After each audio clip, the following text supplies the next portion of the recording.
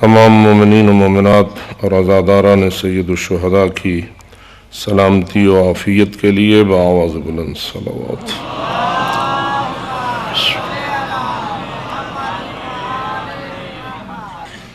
تمام مرحوم مومنین و مومنات کی مغفرت کے لیے بآواز بلند صلوات۔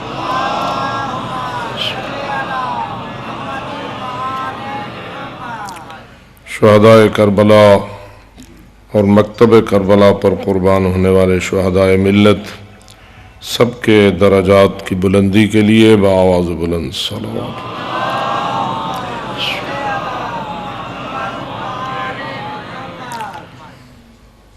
دشمنان آل محمد جو روز بروز قتل و غارت و دہشت گردی میں اضافہ کر رہے ہیں اور انتہائی منحوس اور شیطانی عزائم رکھتے ہیں، ان ملائن کی ناکامی اور رسوائی کے لیے بآواز بلند صلوات۔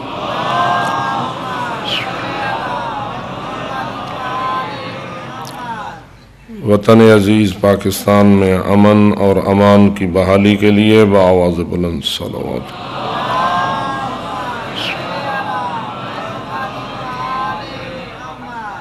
ہمارا ایمان ہے کہ مجالس ذکر اہل بیت جہاں آخرت کی نجات کا وسیلہ ہے، وہاں دنیاوی حاجات کی برآوری کے لیے بھی مؤثر ذریعہ ہیں۔ مومنین اکثر اپنی حاجات کے لیے تاکید دعا کرتے ہیں۔ آپ سب حضرات سے اپیل ہے تمام مومنین کی حاجات کی برآوری کے لیے، بیماروں کی شفا یابی کے لیے بآواز بلند صلوات۔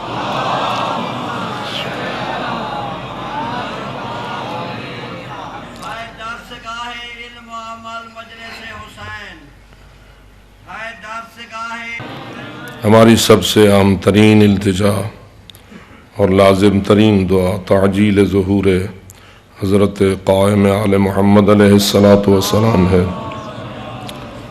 اس دعا کی جلد از جلد قبولیت کے لیے بآواز بلند صلوات۔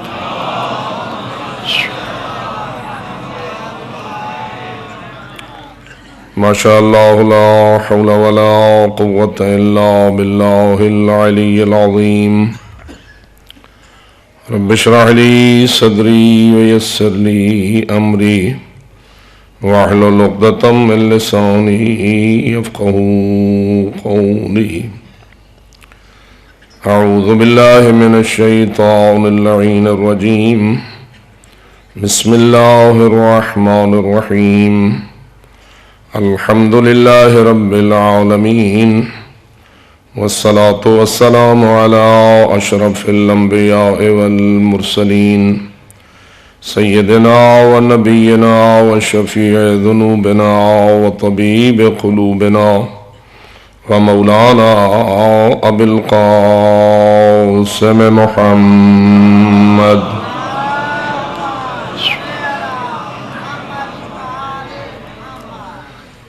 والصلاة والسلام على أهل بيته الطيبين الطاهرين المعصومين الغر الميامين المنتجبين المكرمين الذين قال الله تعالى في حقهم إنما يريد الله ليذهب عنكم الرجس أهل البيت ويطهركم تطهيرا۔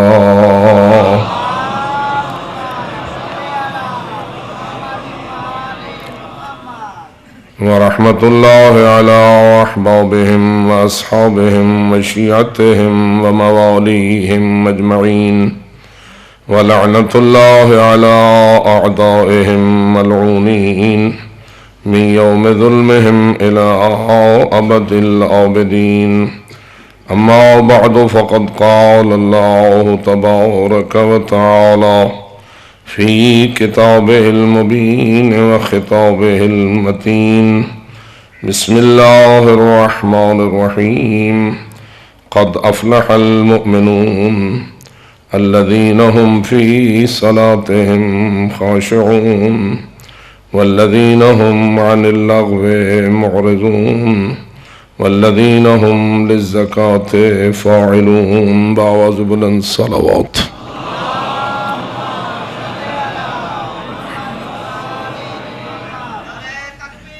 اللہ اکبر. یا رسول اللہ، یا علی، اللہم صل علی محمد وآل محمد. شکر ہے اس رب کائنات کا کہ جس نے جب وجود کی خیرات کو تقسیم کیا تو ہمارے مقدر میں انسانی وجود معین فرمایا. قرآن مجید نے انسان ہی کے متعلق یہ ارشاد فرمایا، لقد خلقنا الانسان فی احسن تقویم، بے شک ہم نے انسان کو احسن تقویم میں خلق فرمایا ہے.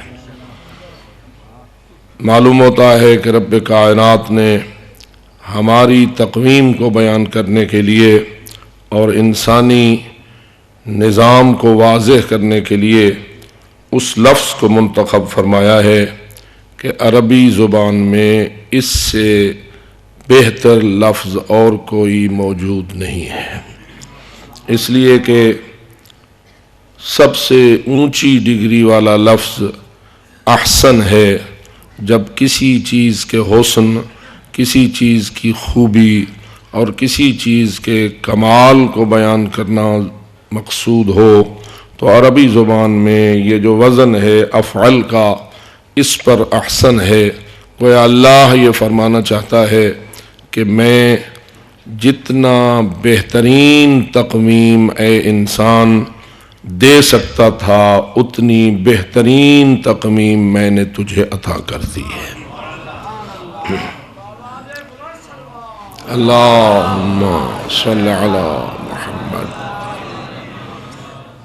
ہم سب اس بات پر یقین اور ایمان رکھتے ہیں کہ ان اللہ علی کل شیء قدیر، اللہ ہر شے پر.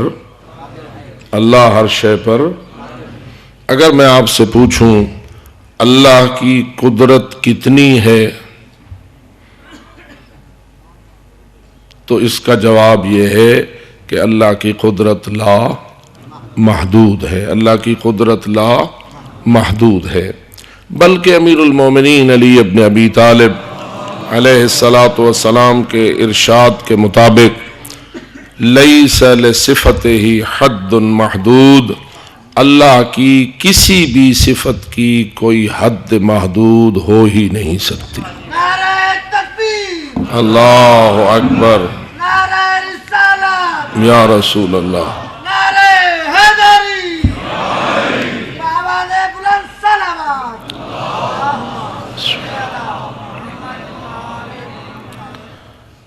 وہ لامحدود صفات کا مالک ہے، اس کی کوئی بھی صفت محدود نہیں ہو سکتی، اس لیے اس کی قدرت بھی محدود نہیں ہو سکتی.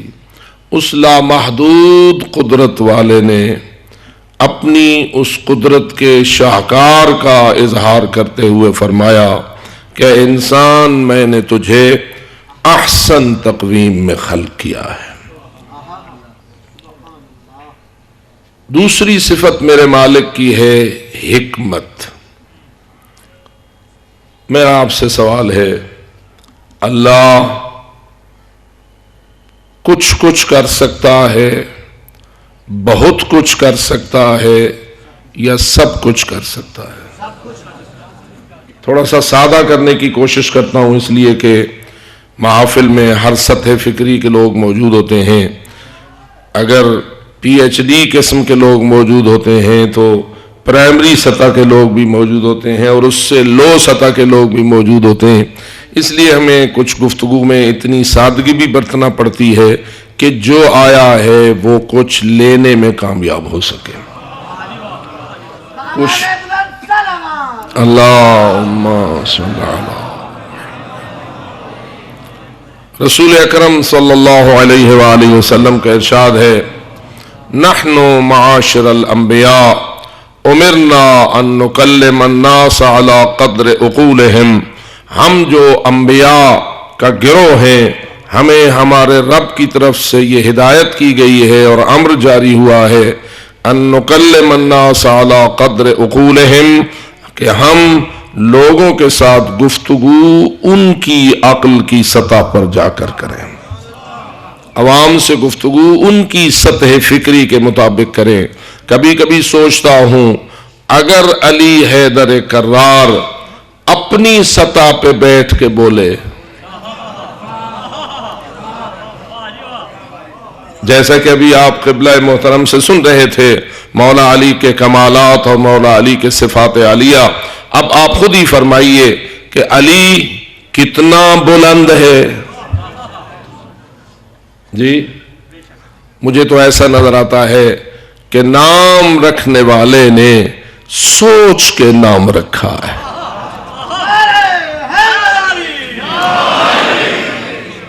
علی کا نام کس نے تجویز کیا؟ ویسے تو ہر گھر میں جو بچہ پیدا ہوتا ہے عموماً اس کے والد یا اس کی والدہ یا گھر والے ہی اس کے نام کو تجویز کرتے ہیں۔ مجھے نہیں سمجھ آتی اپنے گھر کے مولود کا نام، اللہ کے گھر کے مولود کا نام بھی کس نے تجویز کیا؟ اللہ نے تجویز کیا۔ اب میں آپ سے پوچھتا ہوں اللہ کب سے علی کو جانتا ہے؟ کیا جب کعبہ میں علی کی ولادت ہوئی اس وقت سے اللہ علی کو جانتا ہے یا اس سے پہلے؟ اگر اس حدیث کے اوپر ہم غور کریں کہ رسول اکرم صلی اللہ علیہ وآلہ وسلم نے ارشاد فرمایا اول ما خلق اللہ نوری، سب سے پہلی تخلیق میرا نور ہے۔ اللہم اللہ نے سب سے پہلے میرے نور کو خلق فرمایا۔ ایک حدیث سے دوسری حدیث اس کے ساتھ ساتھ یہ بھی موجود ہے کہ تکلم بکلمۃ فخلق منها روحا وتکلم بکلمۃ فخلق منها نورا فمزج النور بالروح فخلق منه محمدا وعليا وفاطمة والحسن والحسین۔ ان اسماء مبارکہ پر ویسے بھی حکم ہے کہ جب کبھی حضور اکرم کا اسم گرامی تمہارے کانوں سے ٹکرائے تو کنجوس نہ بننا، بخیل نہ بننا۔ اللہم صلی علی محمد۔ معصوم سے پوچھا گیا من ابخل الناس، انسانوں میں سے سب سے بڑا کنجوس اور بخیل شخص کون ہوتا ہے؟ تو جواب آیا جس کے سامنے حضور اکرم کا نام آئے اور وہ صلوات پڑھنے میں کنجوسی کرے۔ صلی علی محمد وآل محمد۔ اس لیے میں اپنی گفتگو کے آغاز ہی میں آپ کی توجہ اس بات کی طرف مبذول کرانا ضروری سمجھتا ہوں، ایک ہے صلوات پڑھوائی جائے تو بندہ پڑھے، ایک ہے خود بخود پڑھے۔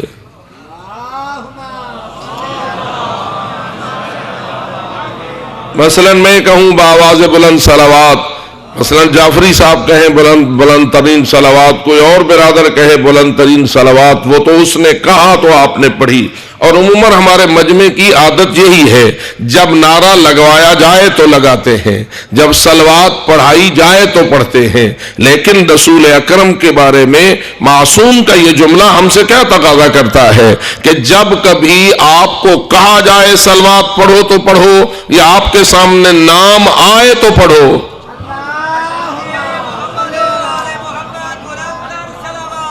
اللہم صلی علی محمد وآل محمد۔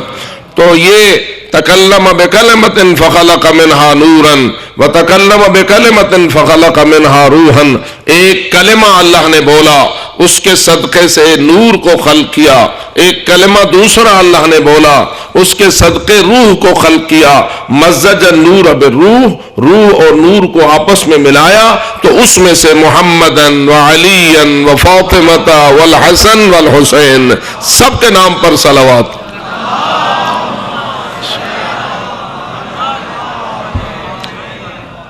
ان انوار مقدسہ کو. یا اللہ نے سب سے پہلے خلق فرمایا، سب سے پہلے خلق فرمایا، سب سے پہلے خلق فرمایا، یعنی جب آغاز تخلیق کیا پہلے تو وہ منظر تھا کہ کون اللہ ولم یکن معہ شیء، اللہ تھا اور اس کے ساتھ کوئی چیز. اللہ کب سے ہے جی؟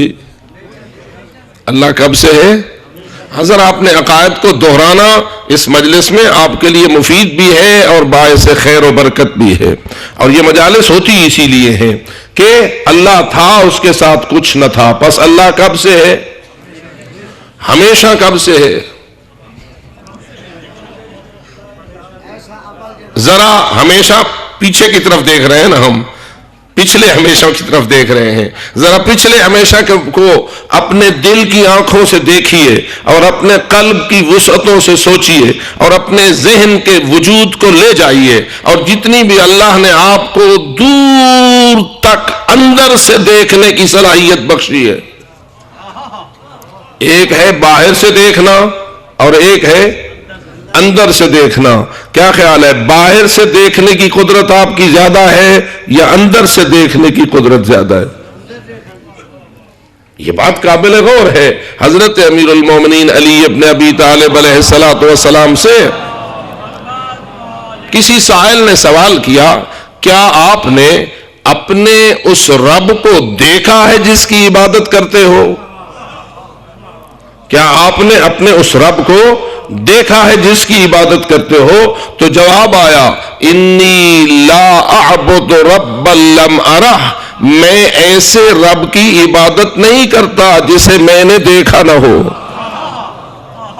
میں ایسے رب کی عبادت نہیں کرتا جسے میں نے دیکھا نہ ہو.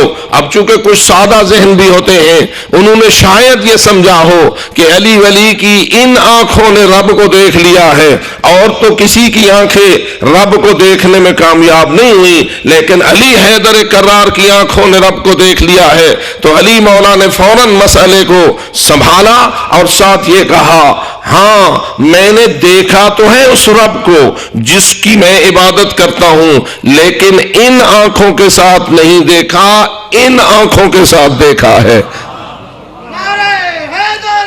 یا اور ان آنکھوں سے دیکھنے کو ایمان کہتے ہیں. اندر کی آنکھوں سے دیکھنے کو ایمان کہتے ہیں. اب جس کی اندر کی آنکھوں میں نور موجود ہے وہ ان پہ صلوات بھیجے جن کے صدقے یہ نور حاصل ہوا ہے. صلی اللہ علیہ وسلم. اسی لیے انسان کی جو فکری صلاحیت ہے اور فکری آنکھیں ہیں، ان سے دیکھنا بہت دور تک ہے، بہت دور تک ہے. تیری یہ آنکھیں اتنی دور تک نہیں دیکھ سکتی جتنا تیری اندر کی آنکھیں دور تک دیکھ سکتی ہیں.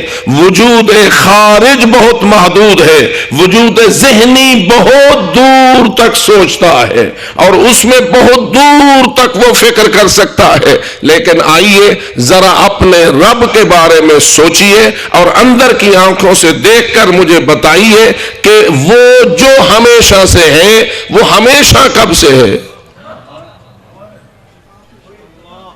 نتیجہ یہ ہوگا کہ آپ یہ کہنے پہ مجبور ہو جائیں گے، میں سوچ سوچ کے تھک گیا، میں اندر کی آنکھوں سے دیکھ دیکھ کے تھک گیا، لیکن مجھے نہ پتا چلا کہ وہ ابتدا کہاں سے ہے. اس لیے کہ جس کی ابتدا ہو وہ سب کچھ ہو سکتا ہے، علی کا رب نہیں ہو سکتا. اور یہ فرمائیے، علی کا رب اور ہمارا رب ایک ہے یا دو ہیں؟ جی پھر سوچ لو، پھر سوچ لو، رب ایک ہے یا دو ہیں؟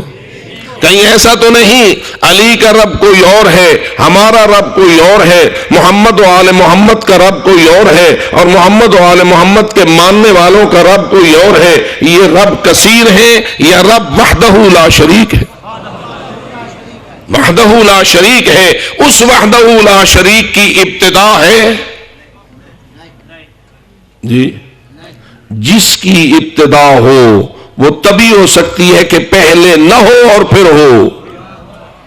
ابتدا اسی کی ہو سکتی ہے جو پہلے نہ ہو اور پھر ہو. جو پہلے نہ ہو وہ مخلوق تو ہو سکتا ہے، خالق نہیں ہو سکتا.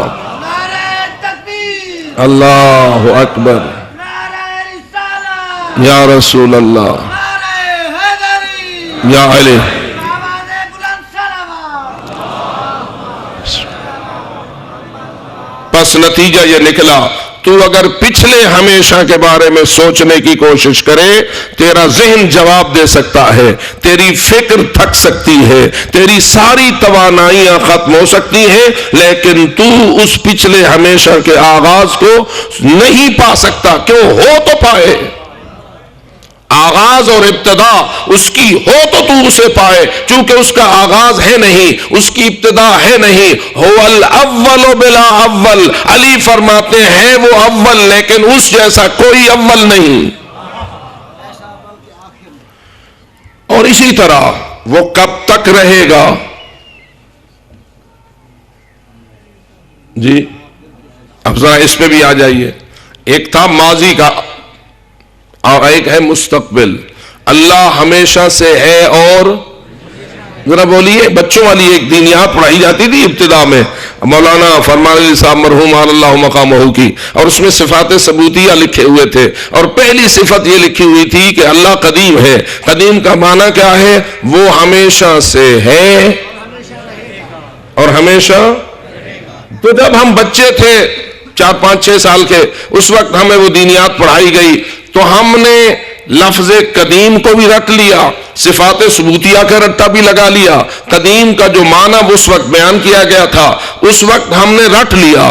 بچہ تو رٹتا ہے تو پاس ہو جاتا ہے، لیکن بڑا اسے بھی رٹا ہی لگانا چاہیے، یہ اسے سمجھنا چاہیے. تو اس لیے میرے دوستو آئیے مل کے سمجھیں اس بات کو. وہ ہمیشہ سے ہے اور ہمیشہ رہے گا. وہ جو ہمیشہ رہے گا وہ کب تک ہے؟ جی یہ جو ہر شے فنا ہونے والی ہے، تو اس کے بارے میں ہمارا عقیدہ کیا ہے؟ کل من علیہا فان ویبقا وجہ ربک ذو الجلال والاکرام. وہ ہمیشہ رہے گا، وہ ہمیشہ رہے گا. اس کے لیے خاتمے کا کوئی تصور نہیں، نہ اس کی کوئی ابتدا ہے اور نہ اس کی کوئی انتہا ہے. آئیے ذرا اپنے بارے میں بھی غور کیجئے. اے حضرت انسان جسے اللہ نے احسن تقویم میں خلق کیا ہے، آپ کا اپنے بارے میں کیا خیال ہے؟ آپ کب تک رہیں گے؟ میں سوالی انداز اپناتا ہوں تاکہ آپ کو سوچنے کا اچھا موقع ملے. آپ سوچئے اور ایک صلوات پڑھیے.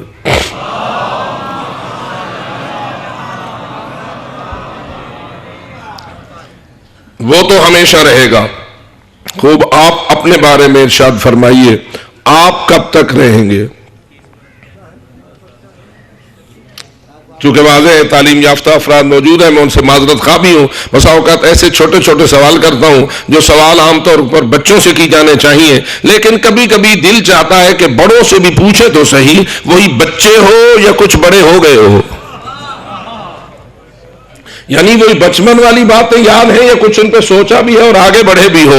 اس لیے کہ جتنا تدبر کرو گے، جتنا تفکر کرو گے قرآن کے بارے میں، محمد و آل محمد کی تعلیمات کے بارے میں، اتنا ہی تمہارے اوپر اللہ کا فیض بڑھتا چلا جائے گا اور اتنا ہی تمہارے اوپر خالق کی نعمات میں اضافہ ہوتا چلا جائے گا. اس لیے میں آپ سے عرض کر رہا ہوں، اس خالق کے متعلق تو ہمارا ایمان اور عقیدہ یہی ہے کہ وہ ہمیشہ سے ہے، ہمیشہ رہے گا.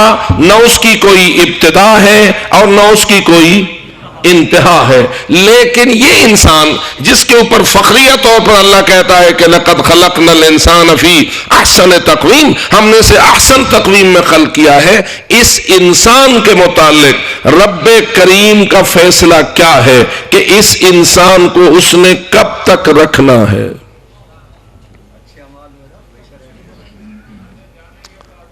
جی اب مثلا کچھ لوگ کہہ رہے تھے 30 35 سال 60 70 سال، یہ سال وہ سال. جو جہنمی ہوں گے اب غور فرمایا آپ نے، قرآن مجید ہمیں جو تعلیمات دیتا ہے اس کو ہم سادہ کریں اور اس کو اپنے ذہن میں اس طرح راسخ کریں کہ نیند میں بھی وہ حقیقتیں نہ بھولیں. حقائق ہیں، اور یاد رکھو لفظ حق بناوٹ نہیں ہوتی، لفظ حق اسی کو کہتے ہیں جہاں حقیقت ہو. بسا اوقات لوگ کہتے ہیں جی فلانے کا عقیدہ یہ ہے، فلانے کا عقیدہ یہ ہے، فلانے کا عقیدہ یہ ہے. عقیدہ ایسا نہیں ہونا چاہیے جسے بنایا جائے، عقیدہ وہ ہونا چاہیے جو حقیقت کے عین مطابق ہو. جو چیز بنائی جائے مفروضہ ہو، بناوٹ ہو، من گھڑت ہو، اس کا غلط ہونا، اس کا بوگس ہونا جلدی ظاہر ہو جاتا ہے. جھوٹ کے کہتے ہیں پاؤں نہیں ہوتے، وہ کبھی حقیقت نہیں بن سکتا. اور اللہ نے جو دین بنایا ہے وہ حق ہے یا نہیں؟ جی حق ہے. تو کیا جو کچھ اللہ نے ہمیں اپنے دین کے حوالے سے فرمایا ہے وہ ایک حقیقت ہے تو ہمیں فرمایا ہے، یا ہمیں کہہ دیا ہے تم مان لو؟ حقیقت حق ہوتی ہے. اگر ہم تلقین میں کہتے ہیں کہ اے میت سن لے، ان الجنت حق والنار حق وسؤال منکر ونکیر فی القبر حق والبعث حق والجنت حق والنار حق. آپ میں سے کس نے ان سب چیزوں کو دیکھا ہے؟ جی آپ نے نکیرین کے سوال کو دیکھ لیا، آپ نے دوبارہ اٹھنے والوں کو دیکھ لیا، آپ نے جنت کو دیکھ لیا، آپ نے جہنم کو دیکھ لیا، لیکن کیا ان چیزوں کی حقانیت پر آنکھوں کے دیکھنے سے بھی زیادہ یقین ہے یا نہیں؟ کیوں؟ اس یقین کی بنیاد کیا ہے؟ قرآن، اور قرآن ہے اللہ کا کلام، اور اللہ کا کلام بھی ہمیں چونکہ اس سچی زبان سے ملا ہے جس پہ شک کرنا اس کی کوئی گنجائش نہیں ہے. بس آئیے قرآن نے اور رسول اعظم نے اور آل رسول نے اور ان حقائق کی ترجمان ہستیوں نے، حقائق کی ترجمان ہستیوں نے، ابا امام اس کو مان جو حقیقت کو دیکھ سکتا ہو، حق کو پہچان سکتا ہو. جو بنائے وہ امام نہیں ہوتا، جو حقیقت بتائے وہی امام ہوتا ہے. یہ بڑی مشکل ہے. آج کل لوگ سمجھتے ہیں فلانے مقام پر فلانوں کو لوگوں نے مان لیا، پس مان لیا تو وہ ہو گئے. کسی کے مان لینے سے نہیں ہوتا، جو ہوتا ہے اسے ماننا پڑتا ہے، حق کو ماننا پڑتا ہے. تو اس لیے میں آپ کی خدمت میں عرض کر رہا تھا کہ ہمیشہ کے متعلق اپنے بارے میں غور کیجئے کہ آپ نے کتنا عرصہ رہنا ہے. جی میں خاموش ہوا ہوں، آپ کو سوچنے کا موقع دے رہا ہوں. ایک صلوات پڑھیے اور فکر کا جواب دیجئے. کیا آپ نے موت پہ ختم ہو جانا ہے؟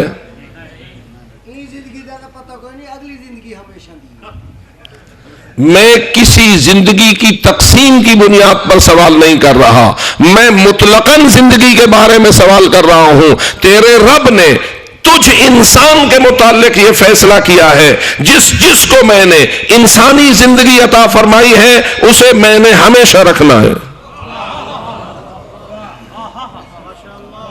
پھر ذرا غور کرو اس بات پر، جو انسان ہونے کے شرف سے مشرف ہوا ہے وہ ذرا اپنے بارے میں الہی منصوبے پر غور کرے، رب کریم کے پروگرام کا جائزہ لے. اس لیے کہ رب کریم نے اپنے پروگرام سے آگاہی کے لیے ہی قرآن کو نازل کیا ہے، اور اس آگاہی کے لیے محمد مصطفیٰ صلی اللہ علیہ وآلہ وسلم کو بھیجا ہے.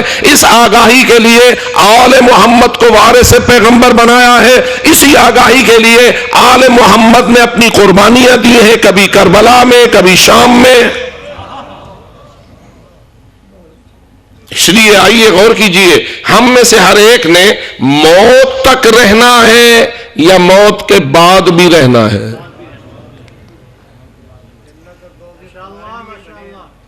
اور یہ بھی یاد رکھو وہ جنت جو پل صراط کے بعد ملے گی اس سے پہلے بھی کچھ ہے یا نہیں؟ جی یہ کھڑی ہے موت، موت کے بعد ہے قبر، قبر کے بعد ہے محشر، محشر کے بعد ہے پل صراط، پل صراط کے پار ہے جنت۔ یہ ہے حقائق ہے یا نہیں؟ اور پل صراط کے نیچے کیا ہے؟ ذرا پھر سوچ لو، تھوڑا تصور تو لو اپنے ذہن میں۔ بچوں والی بات تو نہیں ہونا چاہیے کہ جیسے چھوٹی دینیات پڑھی تھی بس وہی بات ختم ہو گئی، نہیں، بات کو آگے بڑھائیے۔ آیا پل کی ضرورت وہاں ہوتی ہے جہاں آر پار اور نیچے کچھ ہو؟ ایک کنارہ ادھر ہو، ایک کنارہ ادھر ہو، درمیان میں خطرہ ہو تو اس کے لیے پل کی ضرورت پڑتی ہے۔ آپ نے پل سے گزرنا ہے یا نہیں؟ جی محشر سے پہلے یا محشر کے بعد؟ جی محشر کے بعد۔ اور محشر سے پہلے کیا ہے؟ جسے کہتے ہو برزخ، جسے کہتے ہو قبر، اور قبر سے پہلے ہے موت، موت سے پہلے بیٹھے ہوئے۔ اب آپ کا یہ سفر ہے، سفر ہے کتنا لمبا؟ زیادہ تر لوگ کہتے ہیں جی موت تک بس کیا پتا کتنا ہے، بس آ جائے گی موت۔ میرے دوست تو اپنی فقط موت سے پہلے والی زندگی پہ اپنی فکر کو محدود نہ رکھ، بلکہ اگر سچا مومن ہے تو اس زندگی سے زیادہ تجھے اس زندگی کی فکر ہونی چاہیے، اس زندگی سے زیادہ تجھے۔ لیکن ذرا فرمائیے یہ جو شب و روز 24 گھنٹے کے بنتے ہیں، ہم ان 24 گھنٹوں کو کس کے لیے زیادہ وقف کرتے ہیں؟ موت سے پہلے کے لیے یا موت سے بعد کے لیے؟ عموماً ہماری تگ و دو، عموماً ہماری کوشش، عموماً ہمارے منصوبے، عموماً ہمارے سارے پروگرام، یہ سارے کے سارے کس چیز کے لیے ہوتے ہیں؟ موت سے پہلی والی زندگی کے لیے یا موت سے بعد والی زندگی کے لیے؟ تو بتائیے موت سے پہلے والی زندگی زیادہ ہے یا موت سے بعد والی؟ تو کتنا عقل مند ہے وہ شخص جو اس ابدی زندگی کے بارے میں نہیں فکر کرتا، زیادہ فکر اس عارضی زندگی کے بارے میں کرتا ہے۔ اسی لیے قرآن کہتا ہے قد افلح المؤمنون، فلاح پا گئے وہ جو مومن ہو گئے۔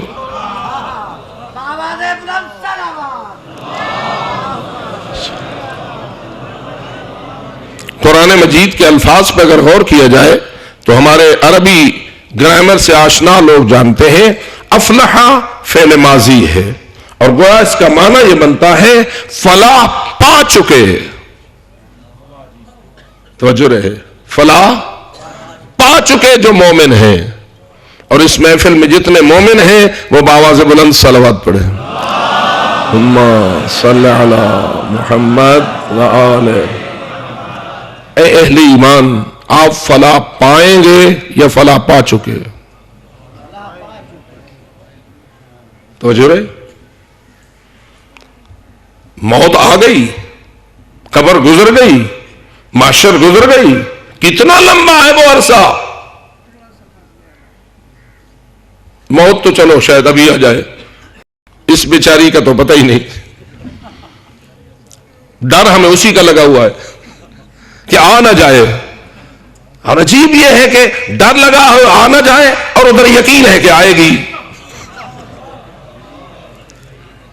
ادھر سے ڈر لگا ہوا آ کے آ نہ جائے، ادھر سے بھئی یقین ہے یا شک ہے موت کے بارے میں؟ جی اور یاد رکھ، ایمان یقین کا نام ہوتا ہے، ایمان شک کا نام نہیں ہوتا۔ مومن وہ ہوتا ہے جس کے پاس ایمان ہو، اور ایمان نام ہے یقین کا۔ اگر شک ہوا تو کفر تو ہو سکتا ہے، ایمان نہیں ہو سکتا۔ بسا اوقات بعض لوگ اندر سے شک کا شکار ہوتے ہیں، اوپر سے ایمان کا نام لے رہے ہوتے ہیں۔ اور اگر آپ ناراض نہ ہو تو ایک گستاخی میری برداشت کرے، یہ خطرہ ان پڑھوں کے لیے کم اور پڑھے لکھوں کے لیے زیادہ ہے۔ تعلیم یافتہ، آج کے تعلیم یافتہ لوگوں کے لیے یہ خطرہ کچھ زیادہ ہے کہ اندر میں ہو شک اور اظہار کرے ایمان کا، بالخصوص ان لوگوں کے لیے جو غیر مسلم متفکرین کے لٹریچر کا زیادہ مطالعہ کرنے سے محبت رکھتے ہیں۔ توجہ رہے میرے الفاظ پر، چونکہ میں آپ کا مخلص ہوں اور مجھے یہ باتیں کہنے کا حق ہونا چاہیے۔ کوئی لینن کو پڑھتا ہے، کوئی سٹالن کو پڑھتا ہے، کوئی ہگل کو پڑھتا ہے، کوئی ماؤ زے تونگ کو پڑھتا ہے، کوئی سوشلزم کی کتابوں میں زیادہ عبور کرتا ہے، کوئی کمیونزم پر زیادہ مطالعہ رکھتا ہے، کوئی عیسائیت پہ زیادہ غور کرتا ہے، کوئی یہودیت پہ زیادہ پڑھتا ہے۔ اب پڑھتا تو چلا جاتا ہے، کیا خیال ہے جو کچھ پڑھتا ہے اس کا کوئی اثر بھی ہو سکتا ہے یا نہیں؟ کیا ایسا ہوتا ہے کہ انسان پڑھتا چلا جائے تو اس کی کوئی تاثیر نہ ہو، اندر اس کا کوئی اس کو اثر مرتب نہ ہو؟ نہیں، ہر لفظ جو تیرے کان سے گزرتا ہے وہ بھی اپنا اثر رکھتا ہے، ہر لفظ جو تیری آنکھ سے گزرتا ہے وہ بھی تیرے اوپر اثر رکھتا ہے۔ جیسے وہ عام طور پر مثال دیتے ہیں کہ اگر ایک پتھر پر مسلسل قطرہ گرتا رہے، قطرہ اگرچہ کوئی اتنا وزنی نہیں ہوتا اور پتھر بڑی ٹھوس اور مضبوط چیز ہوتی ہے، لیکن پھر بھی قطرہ قطرہ جب گرتا ہے تو بالآخر وہ پتھر کو بھی سوراخ کرنے میں کامیاب ہو جاتا ہے۔ تو یہ آواز اور یہ لفظ اور یہ مناظر جو تیری آنکھوں کے سامنے آتے ہیں، جو تیرے کانوں کے اوپر پڑتے ہیں، جن چیزوں کو تو سوچتا ہے، جن چیزوں پہ تو غور کرتا ہے، وہ بے اثر نہیں ہوتی۔ اس لیے دوستو، یا تو پھر ایسا کرو کہ مطالعہ کرو غیر مسلموں کی تحریروں کا، لیکن اس کے بعد اپنے اندر ایمان کو اتنا مضبوط کرو کہ وہ تحریریں تیرے اوپر کوئی شکوک و شبہات کو مرتب نہ کر سکے۔ اگر کرے تو شک کو دور کرنے کا عامل بھی موجود ہو، اور اگر سچ پوچھتے ہو اللہ، یہ مجالس تیرے ایمان کو شکوک سے پاک کرنے کا مؤثر ذریعہ ہے۔ آواز بلند سلام۔ اور پھر میں مخلصانہ نصیحت کے تحت یہ بات کہہ رہا ہوں، اے غیر مسلموں، متفکروں اور محققوں کے لٹریچر اور کتب کا مطالعہ کرنے والے، اگر دور رہے گا آل محمد کی تعلیمات سے، اگر دور رہے گا علی حیدر کرار کے کلام سے، اگر دور رہے گا کربلا والے شہداء کی خدمات سے، تو تیرے اندر پیدا ہو جائے گا شک، اور اس شک کو تو دور نہ کر سکے گا، اور اللہ نہ کرے کوئی اسی شک میں مر جائے۔ کیا خیال ہے؟ جو حالت شک میں مر گیا وہ مومن مرا یا غیر مومن مرا؟ وہ ایمان کی حالت میں مرا یا غیر ایمانی حالت میں مرا؟ پھر میں دہراتا ہوں اس بات کو، ایمان مشکوک خیالات کا نام ہے یا یقین کا نام ہے؟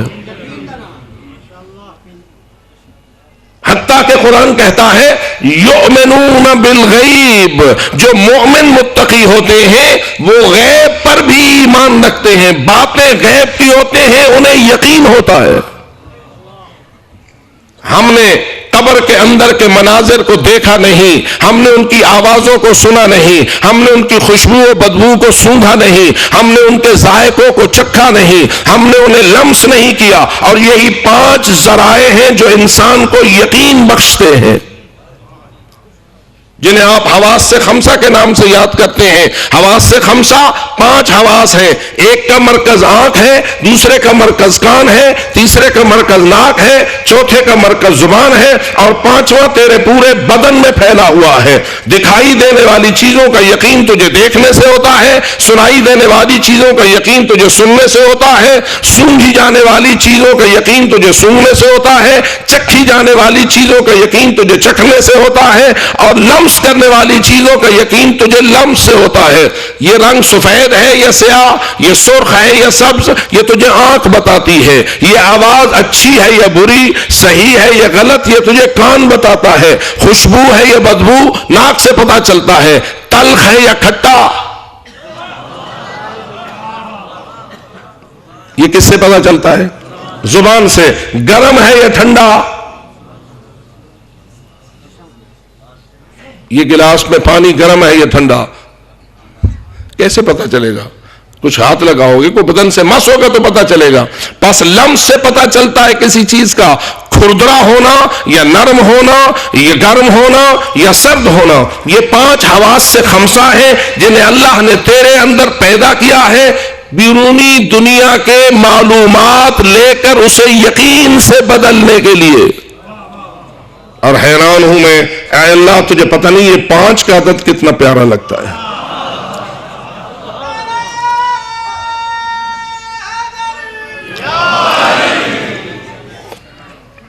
علم کے ذرائع، یہ علم کے وسائل ہیں. آنکھوں سے بھی علم حاصل ہوتا ہے، کانوں سے بھی علم حاصل ہوتا ہے، ناک سے بھی علم حاصل ہوتا ہے، زبان سے بھی علم حاصل ہوتا ہے، لمس سے بھی جو پورے بدن میں ہے علم حاصل ہوتا ہے. کبھی آپ ذرا غور کریں، سادہ مثال کو دیتا ہوں. آج کل سردیاں ہیں، ایسا ایسا بڑھ رہی ہیں، آپ اندر کمرے میں سوئے ہوئے ہو، کالے رنگ کا لحاف آپ نے پہنا ہوا ہو، اندر لوڈ شیڈنگ ہو جائے، آپ کالے رنگ کے لحاف میں کالے کمرے کے اندر سوئے ہوئے ہوں. آپ کی پاؤں کی چھوٹی انگلی پر اگر کوئی چیز چلے اور ہو بھی وہ کالے رنگ کی، کیا آپ کو پتہ چل جائے گا کہ میری کائنات میں کوئی غیر داخل ہو گیا ہے بغیر میری اجازت کے؟ پتہ چل جاتا ہے. یہ کس چیز نے آپ کو بتایا؟ آنکھوں نے دیکھا نہیں، کان نے اس کی چاپ کو سنا نہیں، ناک نے اس کی خوشبو و بدبو کو سونگھا نہیں، زبان نے اس کے ذائقے کو چکھا نہیں. وہ کون سی چیز ہے جو تیری پاؤں کی چھوٹی انگلی پر چلنے والی چیونٹی کو سمجھ لیتی ہے؟ معلوم ہوا تیرے پورے بدن کے اندر ایک قوت موجود ہے جو تیری کائنات میں داخل ہونے والے غیر کی تجھے آگاہی دیتی ہے. یہ 5 حواس خمسہ ہیں جو یقین کے وسائل ہیں. لیکن اللہ فرماتا ہے مومن اور متقی وہ بنتا ہے جو ان 5 سے ہٹ کر بھی بعض چیزوں پہ یقین رکھتا ہے اور ایمان لاتا ہے. ذالک الکتاب لا ریب فیہ ھدی للمتقین الذین یؤمنون بالغیب. کیا خیال ہے؟ یہ غیب پر ایمان ہوگا تو بندہ مومن ہوگا، جو بغیر ایمان کے بھی مومن ہو جائے گا. اور ایمان یہ یقین ہوگا یا شک ہوگا؟ پس تو نے ملائکہ کو دیکھا نہیں. اس وقت آپ کے پاس ملائکہ ہیں یا نہیں؟ جی، جس کے دائیں بیٹھے ہیں ذرا وہ ان کو سنانے کے لیے باواز بلند صلوات پڑھیں. اللہم صلی علی محمد وآل محمد. کیا یہ ملائکہ تمہارے ساتھ صلوات پڑھتے ہیں یا نہیں؟ جی، ان اللہ و ملائکتہ یصلون علی النبی یا ایھا الذین آمنوا صلوا علیہ وسلموا تسلیما. بے شک اللہ بھی صلوات بھیجتا ہے اور اللہ کے سارے ملائکہ بھی صلوات بھیجتے ہیں ذات والا صفات پر. اے مومنو تم بھی شامل ہو جاؤ اور محمد و آل محمد پر باواز بلند صلوات بھیجو. اللہم صلی علی محمد وآل. اور حدیث یہ کہتی ہے آسمان و زمین کے درمیان کچھ فرشتوں کی ٹولیاں ہیں ہزارہا کی تعداد میں جو زمین و آسمان کے درمیان ہر وقت محو پرواز رہتے ہیں اور وہ اپنی پرواز کے دوران زمین کے اس خطے کو ڈھونڈ رہے ہوتے ہیں جہاں ایک ایسا اجتماع ہو کہ جو اجتماع ہو ذکر محمد و آل محمد کے لیے. وہ اجتماع ہو اور اس میں لوگ جمع ہوئے ہوں کس لیے؟ ذکر محمد و آل محمد کے لیے. تو وہ ملائکہ پھر آسمان پہ پرواز کر کے گزر نہیں جاتے بلکہ وہ اس محفل میں اتر آتے ہیں. اور امیر المومنین جب رسول اکرم سے پوچھتے ہیں کہ یا رسول اللہ اخبرنی مال جلوسنا ھذا تحت الکساء من الفضل عند اللہ، اے اللہ کے رسول مجھے بتائیے تو صحیح ہم 5 کا جو اس چادر کے نیچے اجتماع ہوا ہے اور آیت تطہیر اللہ نے نازل فرمائی ہے ہمارے اس جلسے کی عظمت اللہ کے نزدیک کیا ہے؟ ہمارے اس اجتماع کی عظمت اللہ کے نزدیک کیا ہے؟ اور رسول اکرم جواب میں عجیب انداز اختیار کرتے ہیں اور فرماتے ہیں مجھے قسم اس ذات کی جس نے نبوت کے لیے چنا ہے، مجھے قسم اس ذات کی جس نے رسالت کا منصب مجھے عطا فرمایا ہے، تمہیں اٹھا کے کہتا ہے وحی والا۔ مجھے نہیں سمجھ آتی کہ یا رسول اللہ آپ کو یہاں یہ بات قسم اٹھا کر کیوں کہنا پڑ گئی؟ گویا معلوم ہوتا ہے کہ رسول جانتے تھے آئیں گے کچھ ایسے لوگ جو مجھے تو مانیں گے، ان کو نہ مانیں گے جنہیں میں چادر میں جمع کیے ہوئے ہوں۔ تو اس لیے سید الانبیاء نے اپنی زبان وحی سے قسم اٹھائی اور فرمایا قسم اس ذات کی جس نے مجھے رسالت و نبوت کے لیے منتخب کیا ہے۔ تو پوچھتا ہے علی ہمارے اس اجتماع کی فضیلت کیا ہے؟ تو اس کی فضیلت یہ ہے کہ زمین کے کسی خطے پر اگر اجتماع ہوگا من محبینا و شیعتنا اور اس میں اکٹھے ہوں گے ہمارے چند محب، ہم سے محبت کرنے والے، مجھ سے نہیں۔ یہ نہیں کہا کہ شیعتی و محبی، میرے محب اور میرے شیعہ، نہ فرماتے ہیں ہم سب کے محب اور ہم سب کے شیعہ۔ بس محب بھی ہونا چاہیے، شیعہ بھی ہونا چاہیے۔ محبت وہ ہوتی ہے جو دل میں ہو، تشیع وہ ہوتا ہے جو کردار میں ہو۔ اللہ اکبر، یا رسول اللہ، یا علی، اللہم صلی علی محمد وعلی محمد۔ جب جمع ہوں گے ہمارے کچھ محب اور کچھ شیعہ، اور کیوں جمع ہوں گے؟ ہماری فضیلت کو بیان کرنے کے لیے، ہمارے ذکر کو آگے بڑھانے کے لیے۔ اور جہاں کہیں اس قسم کا اجتماع ہوگا تو کیا ہوگا؟ نزلت علیہم الرحمہ وحفت بہم الملائکہ واستغفرت لہم من ان یتفرقوا۔ رحمت الہی نازل ہونے لگے گی، ملائکہ رحمت اس مجمع کو آ کے گھیر لیں گے۔ کیا خیال ہے؟ وہ ملائکہ رحمت آ چکے ہیں یا آئیں گے؟ آپ اکیلے بیٹھے ہوئے ہیں یا ملائکہ آپ کے ساتھ ہیں؟ فقط وہی ملائکہ آپ کے ساتھ ہیں جو دائیں بائیں ہمیشہ رہتے ہیں، یا اور ملائکہ کی جماعتیں ہیں جو آ گئی ہیں؟ بابا وہ نہیں آتے کسی اور جگہ، یہ بیچارے تو ہر جگہ جاتے ہیں۔ یہ کرامن کاتبین، کیا خیال ہے؟ یہ فقط آپ کے ساتھ مسجد میں اور مجلس میں جاتے ہیں یا کسی اور جگہ بھی جاتے ہیں؟ جی پھر سوچ لو۔ یہاں تو وہ آتے ہیں، لیکن اگر کوئی بدبخت چلا جائے کسی اور ایسی گندی جگہ پر کہ جہاں جانا وہ پسند نہیں کرتے، ملائکہ کی مزاج کی کیفیت کیا ہے؟ وہ نیکی پسند ہے یا برائی پسند؟ نفس ملکوتی ہوتا کیا ہے؟ نفس ملکوتی وہی ہوتا ہے کہ جو نیکیوں کو پسند کرے، جو رضا الہی کے کام کو پسند کرے، جو اللہ کی ناراض باتوں کو پسند نہ کرے۔ پس ملائکہ تو فطرتاً نیکی پسند ہے، لیکن یہ دو ملائکہ کہ جن میں سے کرامن کاتبین کے نام سے جنہیں یاد کیا جاتا ہے، یہ اگر ہمارا ساتھ کہیں نہیں چھوڑتے، کوئی قہوہ خانہ جائے تو وہاں انہیں جانا پڑتا ہے، کوئی سینما جائے تو وہاں جانا پڑتا ہے، کوئی جوئے خانے میں جائے تو وہاں جانا پڑتا ہے، کوئی اور لچر خانے میں جائے تو وہاں جانا پڑتا ہے۔ پسند نہیں کرتے، جاتے ضرور ہیں۔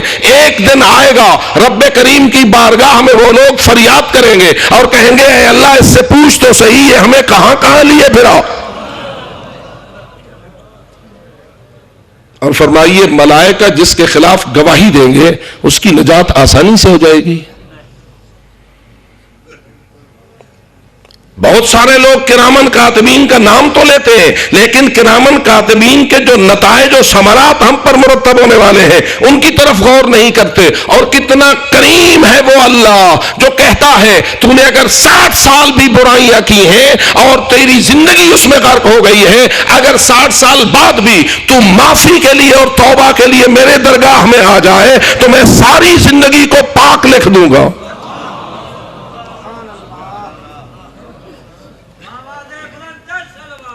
اللہم صلی علی محمد۔ تو کیا یہ سارے ملائکہ صلوات پڑھتے ہیں یا نہیں؟ جی تھوڑے سے پڑھتے ہیں یا سارے پڑھتے ہیں؟ اس لیے عزیزان من، آئیے بارگاہ الہی میں اپنے آپ کو حاضر کیجئے اور یقین رکھیے کہ ہمیں بہت ساری ایسی چیزیں ہیں کہ جن کو آنکھوں نے دیکھا نہیں، جنہیں کانوں نے سنا نہیں، جنہیں ناک نے سونگا نہیں، جسے زبان نے چکھا نہیں، جسے ہمارے دیگر حواس خمسہ میں سے کسی حادثے نے اس کا یقین حاصل نہیں کیا، پھر بھی ہم مانتے ہیں اور یقین رکھتے ہیں، شک نہیں، یقین رکھتے ہیں۔ کیوں یقین رکھتے ہیں؟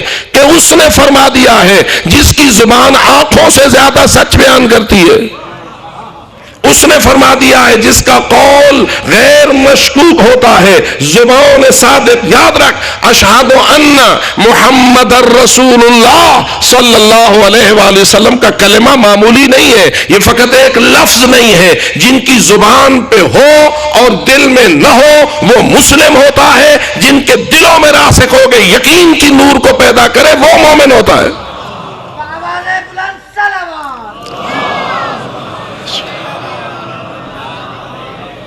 تو اس لیے میرے عزیز دوستو، اپنا پروگرام موت تک کے لیے ہونا چاہیے یا موت کے بعد کے لیے بھی ہونا چاہیے؟ زیادہ موت تک کے لیے ہونا چاہیے یا موت کے بعد کے لیے؟ کیونکہ موت کے بعد کی زندگی کتنی ہے؟ جی میں کبھی کبھی مثالاً پوچھ لیتا ہوں، موت سے پہلے والی زندگی اور موت سے بعد والی زندگی کا آپس میں ذرا تناسب کیجئے اور مجھے بتائیے کہ یہ پہلی والی زندگی بعد والی زندگی کا کتنا حصہ ہے؟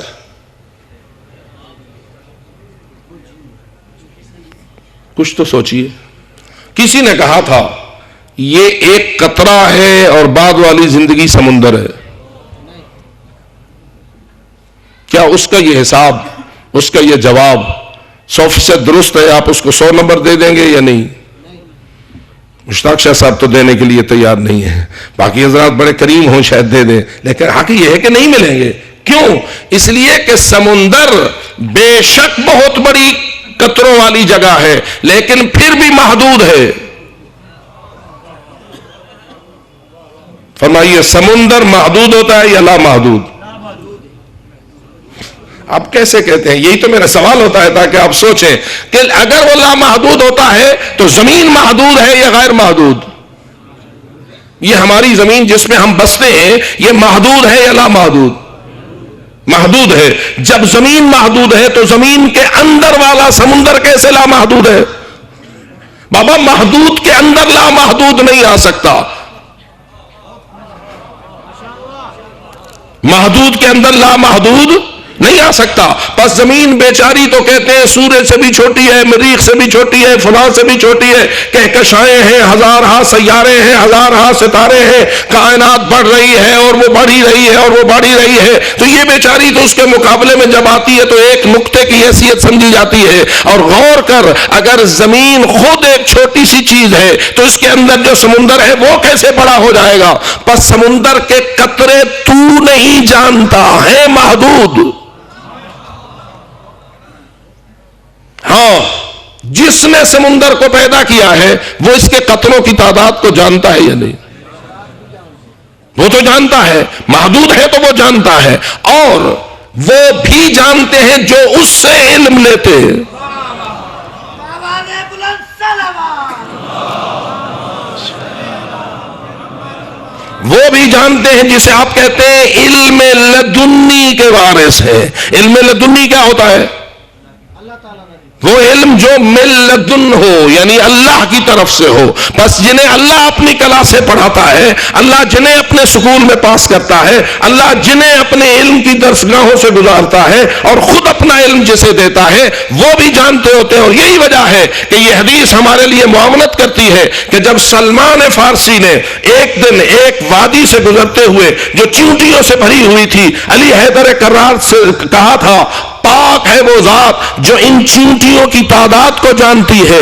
مولا علی نے کہا تھا سلمان یوں نہ کہے بلکہ یوں کہے پاک ہے وہ ذات جو ان چیونٹیوں کو پیدا کرنے والی ہے، جو ان چیونٹیوں کو خلق کرنے والی ہے۔ سلمان حیران ہو کے پوچھنے لگا کہ مولا کیا اللہ کے علاوہ کوئی اتنی بڑی وادی میں بکھری ہوئی چیونٹیوں کی تعداد کو جانتا ہے؟ علی نے اپنی طرف اشارہ کیا اور فرمایا اگر تو مجھ سے پوچھے تو میں فقط ان کی تعداد ہی نہ بتا دوں گا بلکہ یہ بھی بتا دوں گا کہ ان میں نر کتنا ہے اور مادہ کتنی ہے۔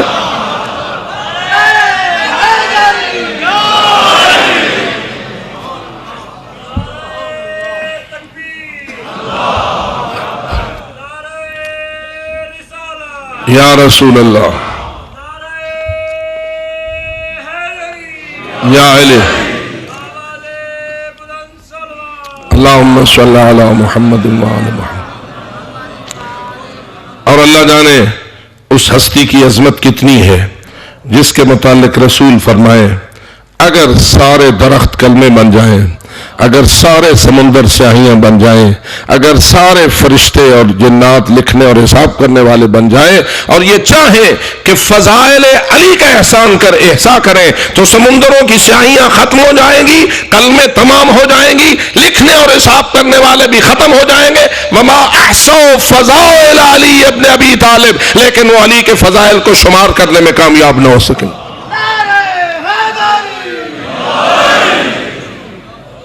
بس وہ ہستیاں جانتی ہیں، لیکن سوال یہ ہے کہ ہم نے کتنا عرصہ زندہ رہنا ہے؟ موت سے پہلے والا موت سے بعد والے حصے کے مقابلے میں کتنا ہے؟ تو زائد سے زائد جو لفظ کچھ مناسبت رکھتا ہے وہ یہ کہ یہ اس کے مقابلے میں کچھ بھی نہیں. موت سے پہلے والا موت سے بعد والے کے مقابلے میں کچھ بھی نہیں. اب تو خود غور کر، کچھ بھی نہیں کو سنبھالے گا یا جو سب کچھ ہے اس کی خدمت کرے گا؟ اور محمد و آل محمد کا احسان، دین حق کا احسان، قرآن کا احسان ہم پہ یہ ہے کہ اس نے ہمیں وہ نسخے دیے ہیں جس کے ذریعہ یہ کچھ بھی نہیں والا تیرے اس ساری ابدی زندگی کو نور علی نور بنانے کی ضمانت دیتا ہے. بس آئیے سب سے پہلے فلاح ابدی کے بارے میں سوچئے، اپنی اخروی فلاح کے بارے میں سوچئے، اپنی ابدی فلاح کے بارے میں سوچئے. اور قرآن کہتا ہے ابدی فلاح اسے مل سکتی ہے جس کے دل میں ایمان ہو. قد افلح المؤمنون، وہ کیا ہو؟ مومن ہو. اور مومن وہ ہوتا ہے کہ جو جس چیز پہ ایمان رکھتا ہے اس پہ یقین رکھتا ہو، شک نہ رکھتا ہو. اور آج کل کا سب سے بڑا جرم یہ ہے کہ وہ مومنوں کے ایمان میں شکوک پیدا کرنے کی کوشش کرتے ہیں. ان کی کوشش یہ ہے کہ یہ مومن بیچارے شکوک و شبہات کا شکار ہو جائیں. لیکن جن لوگوں کا تعلق حسینیت سے ہوتا ہے، جن لوگوں کا تعلق کربلا سے ہوتا ہے، جو کربلا پہ پختہ ایمان رکھتے ہیں، وہ کربلا کے شہیدوں کے ایک ایک لہو سے یہ ترس حاصل کرتے ہیں یقین تھا تو سر دے دیا. اگر یقین کی منزلوں کو دیکھنا ہے، اگر یقین کی پختگیوں کو دیکھنا ہے تو آ علی اکبر کا مقتل کو جانا دیکھ. اگر دیکھنا ہے یقین کی منزلوں کو تو آ ذرا مدینہ منورہ سے امام حسین کا چلنا دیکھ. آسان تھا؟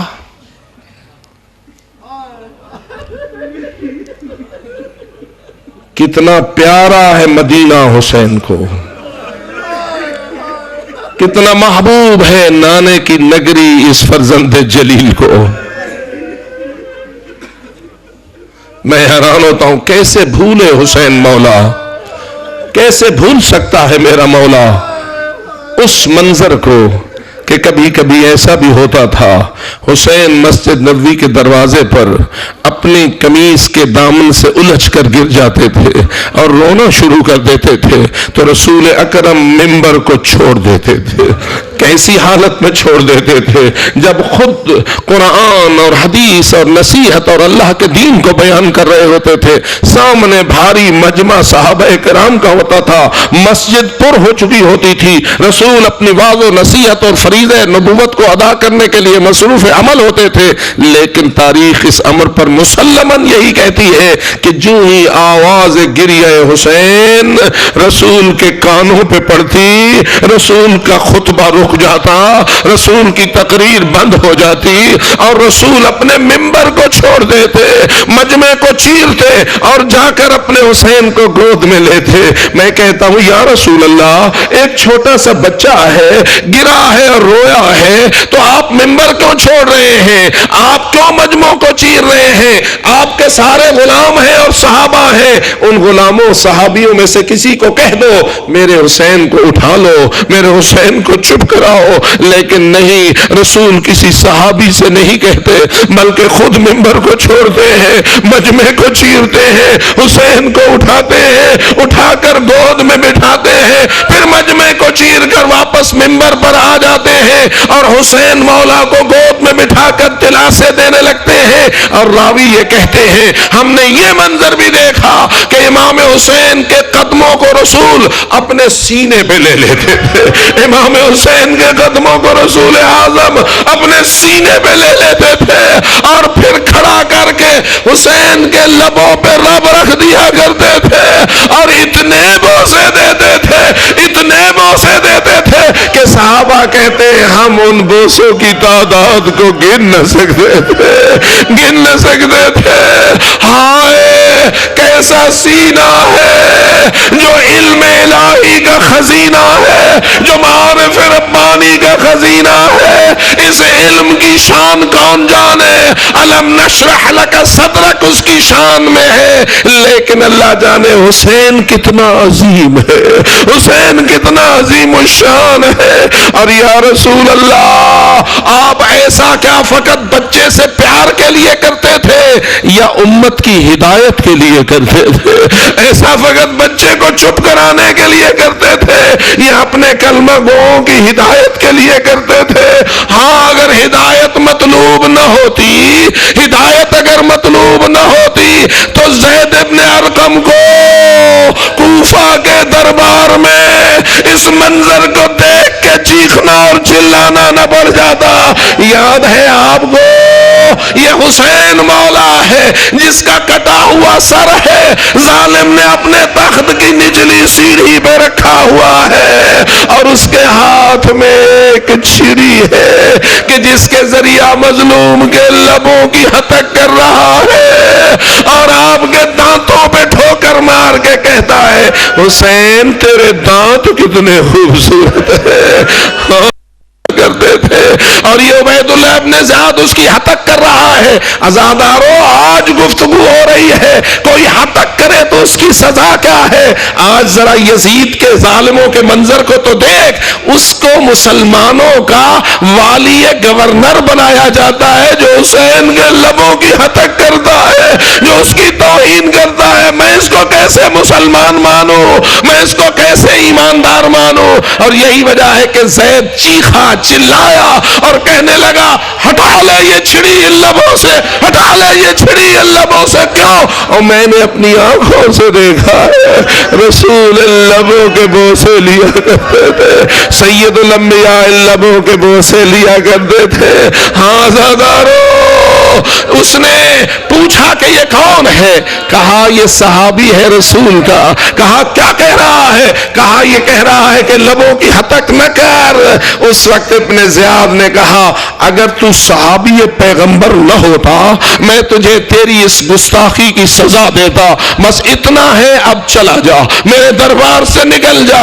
زید ابن ارقم اپنے اس کا عصا کا سہارا لیے مجمع کو چیرتا جا رہا تھا اور کوفیوں کو کہتا جا رہا تھا کوفیوں تم نے ایک کمینے شخص کو اپنا سردار مان لیا ہے، تم نے ایک کمینے کو اپنا سردار مان لیا ہے، اس کی سرداری تمہارے لیے کبھی نفع بخش نہ ہوگی۔ لیکن زید ابن ارقم تو چلا گیا، میں اتنا پوچھتا ہوں اے زید تو ہتک برداشت نہ کر سکا، تو ایک صحابی تھا، تو توہین نہ برداشت کر سکا، لیکن کہا اس دربار میں کوئی اور بھی ہے جو اس مصیبت کے منظر کو دیکھ رہا ہے، آؤ اس بی بی کو یاد کرے، آؤ اس آقا زادی کو یاد کرے جو رسیوں میں بندھی ہوئی ہے، کوفے کے دربار کے کونے میں کھڑی ہوئی ہے۔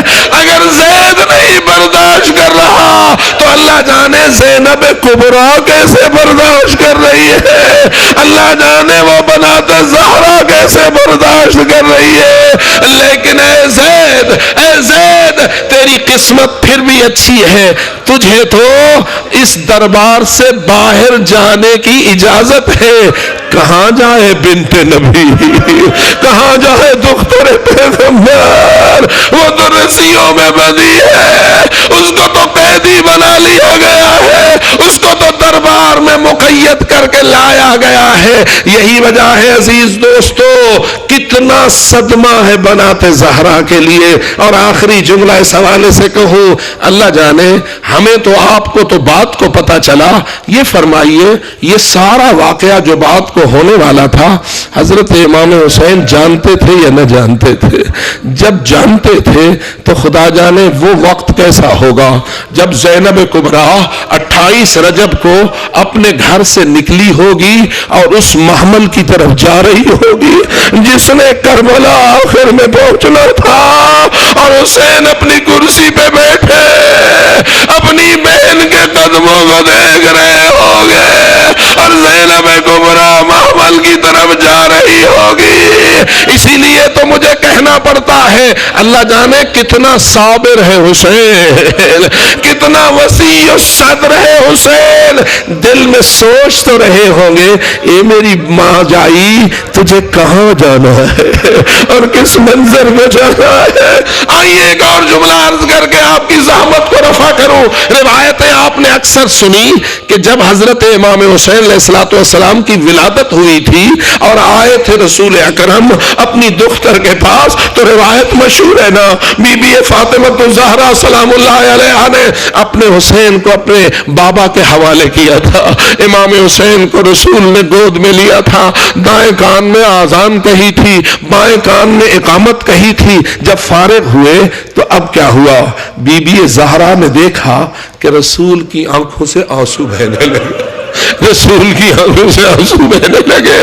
سید الامے رونے لگے. اماں اپنے بیٹے کی مبارکباد کی بجائے بابا کو روتا دیکھ رہی ہے. یقیناً بی بی نے پوچھا بابا میرے حسین کو گود میں لے کے رونا کیوں شروع کر دیا ہے؟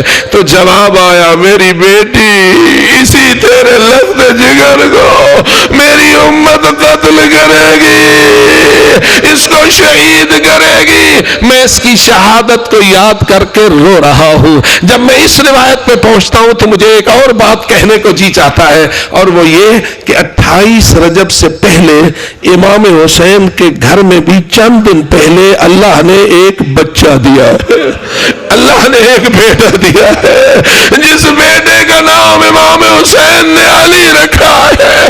آپ اسے علی اصغر کہتے ہیں, نام تو علی ہے لیکن اصغر تو اپنے بھائیوں میں سے چھوٹا ہونے کی وجہ سے کہا جاتا ہے. میں پوچھتا ہوں اگر رسول جانتے تھے حسین نے شہید ہونا ہے, گود میں لے کر روئے تھے, کیا میں کہہ دوں ہو سکتا ہے حسین بھی جب علی اصغر کو گود میں لے رہے ہوں گے رباب کا لخت جگر امام حسین کی گود میں آیا ہوگا, تو کیا امام حسین کو علم نہ تھا یہ میرا لخت جگر کربلا میں اس کے ساتھ کیا ہونے والا ہے؟ اللہ جانے کتنا صابر ہے حسین اور کتنا محسن انسانیت ہے حسین کہ ماں بھی اس کی اس لائق نہیں کہ سفر کو جائے, بچہ بھی اس لائق نہیں کہ اتنے سنگین سفر کو نبھائے, لیکن پھر بھی امام حسین نے اپنی رباب کو بھی ہم سفر کر لیا, اس کی سکینہ کو بھی ہم سفر کر لیا, اس کے علی اصغر کو بھی ہم سفر کر لیا. کیوں؟